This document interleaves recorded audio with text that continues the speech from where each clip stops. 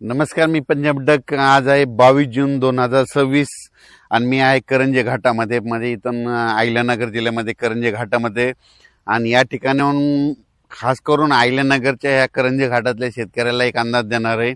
कारण की त्यांचे फोन आले की आमच्या भागामध्ये पुण्याकडे पाऊस सुरू झाला, आमच्याकडे अद्याप आला नाही.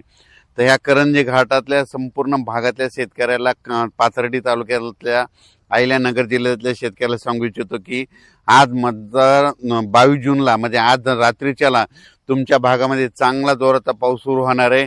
आजपासून तर चांगला जवळपास 5 जुलैपर्यंत चांगला पाऊस बरसणार आहे आणि तुमच्या इकडे छोटे छोटे तळे त्याच्यात देखील पाणी येणार आहे. म्हणून हा अंदाज लक्षात घ्यायचा. तुमच्या भागात दुष्काळ वगैरे काही पडणार नाही म्हणून हा अंदाज देखील लक्षात घ्यायचा.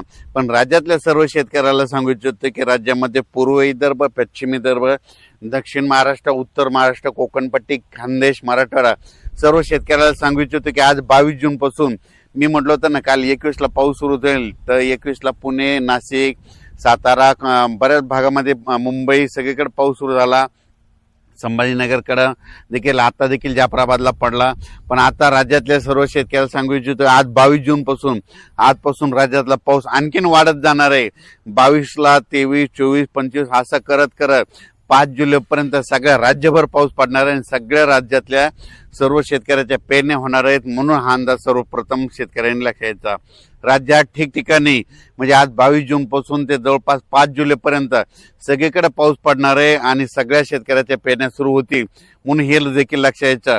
दुष्काळ वगैरे काही पडणार नाही. आणि सर्वप्रथम आनंदाची बातमी आणखीन सांगू इच्छितो की जुलैच्या म्हणजे 2 जुलै ते 20 जुलैच्या दरम्यान राज्यामध्ये अतिवृष्टी होणार आहे. म्हणून हा अंदाज लक्षात घ्यायचा. पुणे जिल्हा, त्याच्यानंतर कोकणपट्टी, त्याच्यानंतर मुंबई, उत्तर महाराष्ट्राकडे अतिवृष्टी होईल. मग त्या अतिवृष्टी झाल्यामध्ये जे कॅचमेंट एरियातले धरण आहेत, जायकवाडी धरण, त्याच्यात देखील पाणी यायला सुरुवात होईल. इकडे पुण्याकडे पडल्यामुळे तिकडे कोयना धरणाकडे देखील पाणी यायला सुरुवात होईल. त्याच्यामुळं हे देखील सर्व शेतकऱ्यांनी अंदाज लक्षात द्यायचा.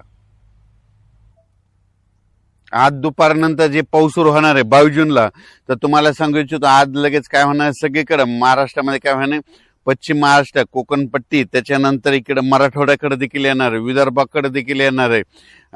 म्हणजे जवळपास आज बराच भाग जवळपास व्यापून टाकणार आहे. म्हणून हा अंदाज लक्षात घ्यायचा.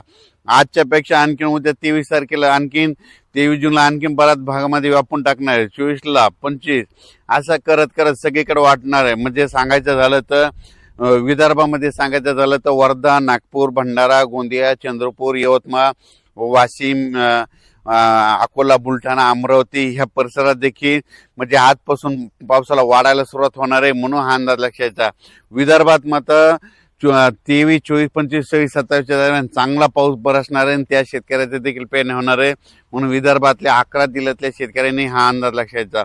मराठवाड्यात देखील आज बऱ्याच भागामध्ये म्हणजे परभणी जिल्हा, लातूर जिल्हा, बीड जिल्हा, धाराशिव जिल्हा, जालना जिल्हा, संभाजीनगर आज देखील बऱ्याच भागामध्ये पाऊस दाखल होईल. पण उद्याच्याला आणखीन ह्या 5-7 दिवसामध्ये मात्र सगळीकडे दाखल होऊन मराठवाड्यातल्या देखील शेतकऱ्याच्या पेरण्या सुरू होतील. म्हणून हा अंदाज सर्व शेतकऱ्यांनी लक्षात घ्यायचा.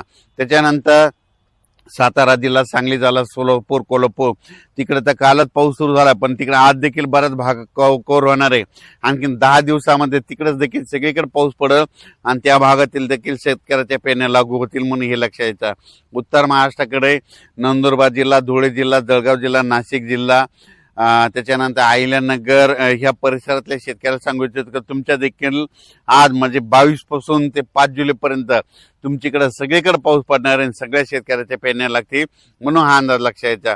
शेतकऱ्याला विनंती, शेतामध्ये पाऊस पडल्याच्या नंतर जमिनीमध्ये ईदभर ओल गेली तर तुम्ही कधी पेरणी करू शकता. म्हणून हा अंदाज लक्षात घ्यायचा.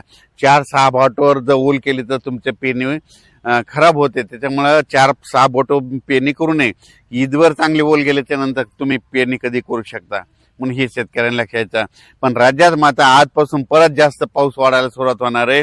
दुष्काळ वगैरे काही पडणार नाही. परत एकदा सांगतो, जूनमध्ये यावर्षी मी म्हटलं तर कमी पाऊस राहणार, जुलैमध्ये जास्त, ऑगस्टला कमी आणि सप्टेंबर ऑक्टोबर परतीचा पाऊस धुमाकूळ घालणार आहे. म्हणून हे अंदाज देखील लक्षात द्यायचा. पण जुलै महिन्यामध्ये मात्र राज्यामध्ये ठिकठिकाणी अतिवृष्टी होणार आहे. म्हणून हा अंदाज सर्वप्रथम लक्षात द्यायचा. परत कोणत्या कोणत्या भागात होणार आहे त्याचा सविस्तर अंदाज पुढच्या अंदाजात दिला जाईल. धन्यवाद.